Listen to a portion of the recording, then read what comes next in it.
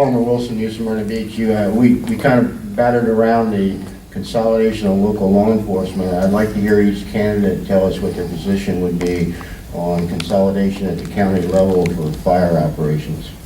Are you asking consolidation for fire services, municipal going into county, one large fire district?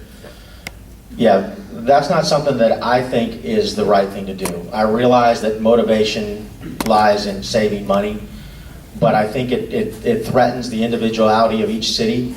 I'm not convinced that the county can do it any cheaper. I know that they say they can. We just talked about Oak Hill's millage rate being the highest in the county because they pay the county fire district. When you remove those local fire departments from municipalities, you replace it with a fire district tax. How would the county mandate that the cities actually lower their mills to offset that increase? They're not going to be able to tell New Smyrna Beach, hey, we're going to add 3.02, so you guys have to lower 3.02. At the end of the day, in theory it sounds good, but at the end of the day, you and I both know that our taxes will creep up further and further once the consolidation takes place, the fire district takes over the entire county, they create the largest union in the county. They can hardly negotiate with them now. If we did a fire district consolidated fire union, it'd be 800-900 members strong. You think that's going to be political? Of course it's going to be.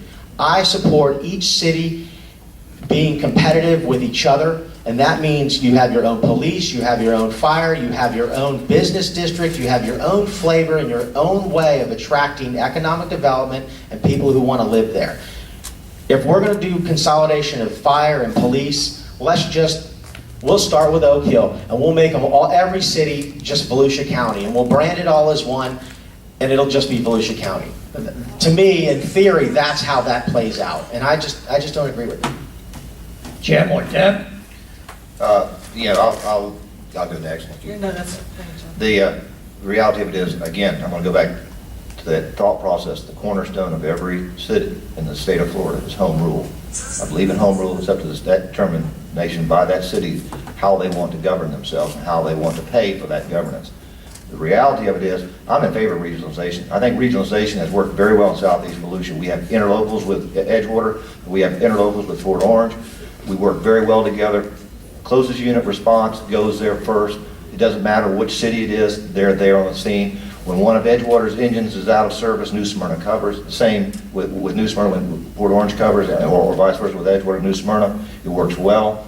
The reality of it is, we've been talking to the county for ad nauseum over 4 years, trying to get them to give us that engine, the Station 23. Refuse to do it. New Smyrna moves forward, says we're going to build that 4th fire station, which the general obligation bond dictated. We're in the process of building that station. Guess what?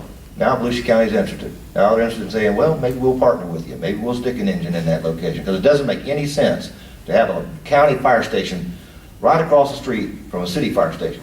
That's ludicrous. We all agree with that. And we've been trying to work with the county, and hopefully, if I am a county council member, these types of issues will be taken care of. We won't have county across the street from city. We'll work together. We'll make it work. Deb? I agree as far as the home rule issue goes.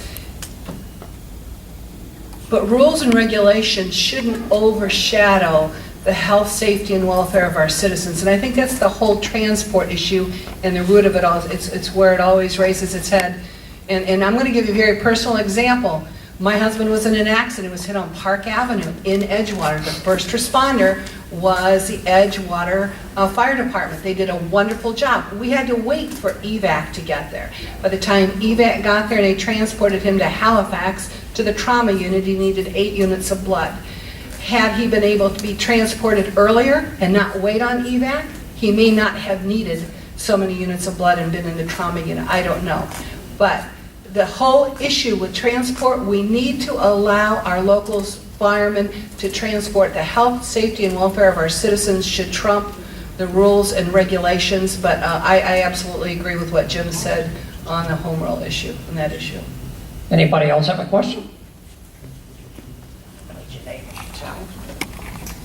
My name is Elizabeth Bell. I live in New Smyrna Beach, Florida. I want to go back to a question that we talked about a little bit earlier on Mr. Gummy's hiring that Mr. Hathaway had approved on the city council. It was brought up about his comparison to Miami, but how does he compare to other local communities? You know, would the council approve that? Do we know that? Well, it's clearly locally, he's head and shoulders salary-wise above everybody But else. how, I mean, $1 or $2? You know, do we know what the difference is? Does anybody know? Did they look into it before they hired him? I'll go back to the issue of how much money we were paying to a law firm that the city had to go out and hire. Immaterial. It's not immaterial. If you're responsible for signing a check on the dotted line to anybody that represents you, you better be sure that that person is going to represent you to the best of his or her ability. Otherwise, what's the point? I mean, we could go out and hire lawyers left and right. There are hundreds of lawyers throughout the state of Florida, thousands of lawyers throughout the state of Florida. My brother's a lawyer. My son's a lawyer. My wife works for lawyers. You know, the question is, we went out for an RFP for lawyers, and we got in 3 or 4 lawyers that requested to be looked at the time, back in 2004. Well, you My know, question was, how does his salary compare locally with those of others? Does are you talking anybody about know? now, or are you talking back then? I'm talking about currently, I don't know what he was hired at, but He's current- probably about $80,000 to $100,000 higher, on average, a lot of small communities.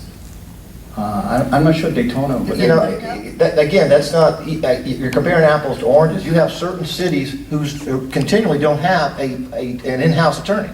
They have to go out and they have to hire an attorney. The argument is that the better way to do business? Is it better to pick up the phone and hire and be on the nickel or on? Does anybody know what else in Volusia County our city attorneys are paid? You approved that, you should know what other counties were. Well, let me see if I can they're step paid in. on an average about between $90,000 and $130,000. I'll tell you how we do it in Edgewater. It's a little bit different, and it might explain some of what Mr. Hathaway's trying to say, and then it might explain some of what you're trying to say. We have a law firm that we have on contract in Edgewater. Normally, it costs us significantly less, like Henry said, $80,000 to $100,000 a year less, day-to-day business. There are times, just like what he's talking about, where you have lawsuits and issues where those billings spike, okay? So the beauty of having an off-site firm is that we can control that. And if we see we're spending too much money, we can, if we chose, to just not spend it. We don't have a contract an employment contract. We have a 3-year contract, and that's the way it works. And it's hourly. But you have those peaks and valleys, and I think what happened in New Smyrna was they hired on that peak based on their requirement that they were involved with these lawsuits due to all the missteps within the city staff. And I think really what it boils down to is making sure that the city and the staff dots all their I's and crosses their T's. The city management, really the burden would fall on them to make sure that happens so that you don't have to hire an exceptionally powerful or talented lawyer to handle all these lawsuits. Does that make sense? Yeah, and there's another issue here. It's not just a salary, it's the golden parachute. I believe Mr. Gummy's golden parachute when he leaves office, if he chooses or if he's fired, whenever he leaves, is almost $500,000. But if you want to level the playing field, if you talk about in-house, outhouse, whatever, however you pay your attorneys, that's a terrible term to use for an attorney. But if you want to level the playing field, there's an article, it was just in the News Journal, the city of Port Orange, their city attorney, she requested another $10,000 to their legal budget. So we're just a level playing field, forget salaries. In Port Orange, 1.8% of their city's total budget is for legal, compared to New Smyrna Beach at 7.3%. So argue numbers all you want. Let's bring it down to the very base bottom line, 1.8 in Port Orange, 7.3 in New Smyrna Beach of the total budget. So we have, and granted, and I understand, things happen in government and you have to make decisions, but that was 2004, this is 2012, the economy's changed. If Miami could knock their attorney down and renegotiate that contract, $200,000, because the economy has taken a downturn, surely it would be a prudent thing for municipalities to say, we can't afford this anymore and take the salary down. I have some statistics too that I meant to ask the previous Zone 4 candidates for New Smyrna Beach, but on my notes. and I think this is, kind of brings everybody's arguments together.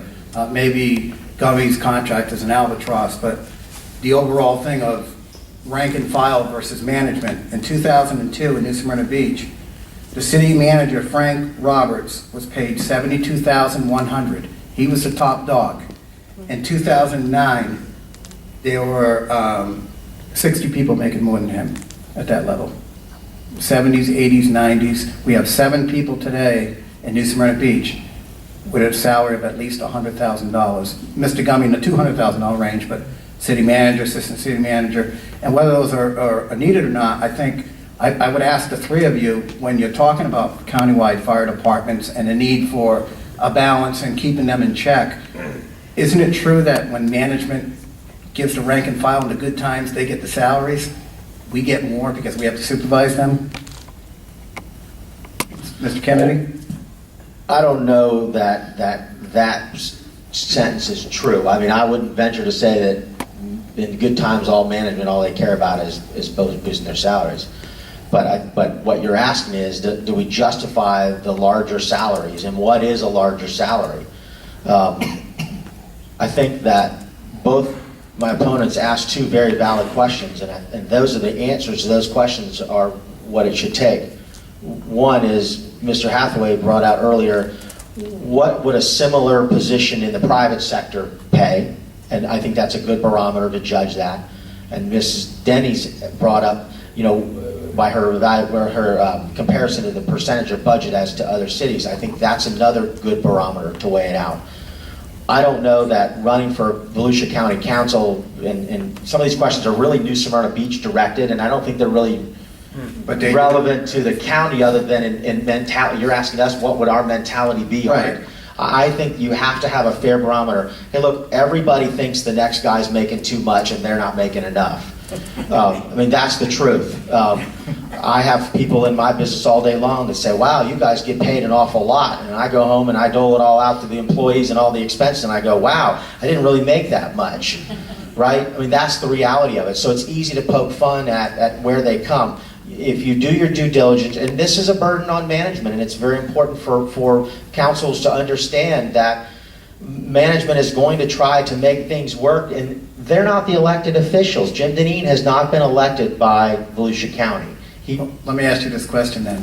Why is it Mr. Deneen that does all the talking in the media and not the elected officials? And will you do something about that when you're elected? Okay, you're asking me a question that should be asked to some of the other current council members, number one. And number two, will I do something about it? Absolutely. The management serves at the pleasure of the council. And you can ask my city manager, you can look at my record in Edgewater.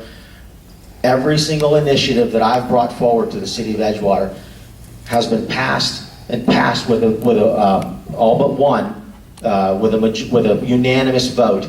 I had one other initiative that I passed that had one dissent, and that's what separates me. I'm the kind of person that can bring a consensus to a panel where, being on the losing side of a 3-2 vote, it's worthless. It doesn't bring results. To say I fought and lost, I always fight and lose, maybe it's time you quit fighting and let somebody else fight the fight.